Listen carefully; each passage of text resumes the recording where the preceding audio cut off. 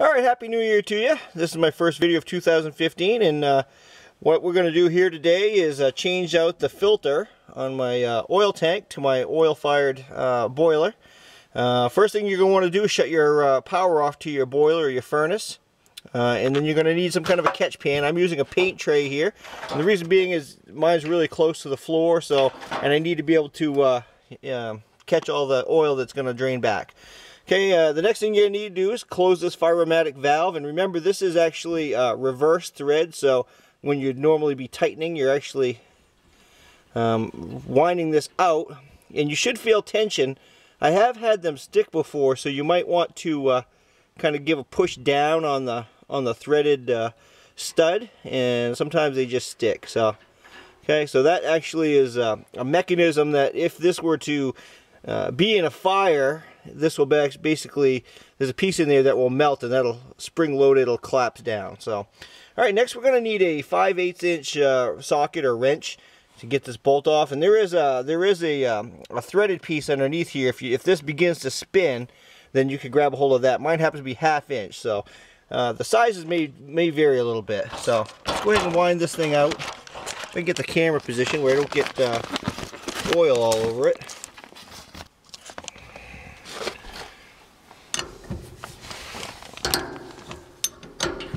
And you might want to wear gloves. You're probably going to have oily smelling hands after this job. Okay, so I'm just going to let that drain back, and then I'll remove it the rest of the way, and we'll take a look and see how cruddy the filter looks. So,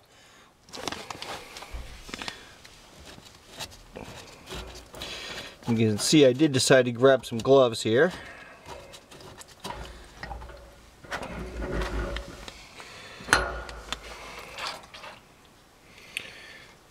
Yes, you can see all the junk. There's the gasket. Your new filter probably comes with a new gasket. Okay, so what I'm going to do is I'm going to take a rag and wipe all of this out as best as possible. The inside of the filter housing. See, it's got some sludge in there.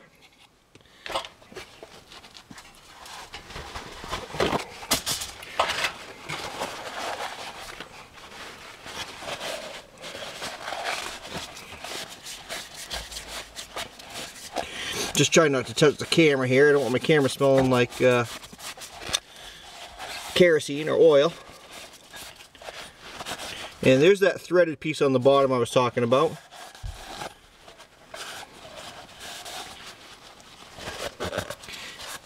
And it's not necessary to get it super clean. I just like to when I have it apart. I figure might as well. I always wipe around here where the gasket is. Sure that gets a good seal. Just gonna take the bolt out.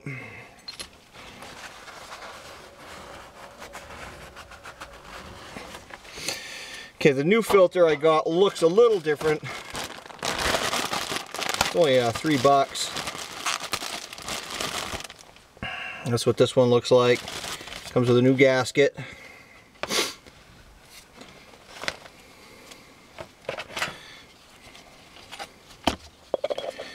Alright, so you can see down there in the center, it's got a little spot that the filter drops into.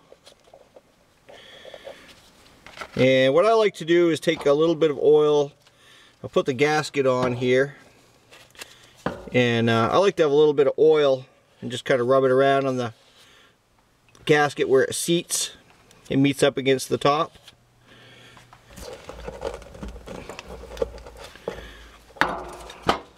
We're not spinning this, so it really doesn't do much of anything, I suppose.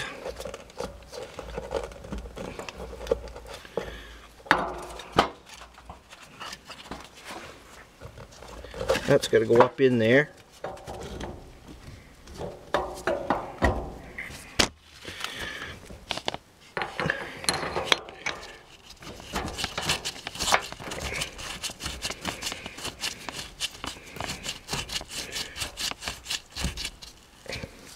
And then you just tighten it down.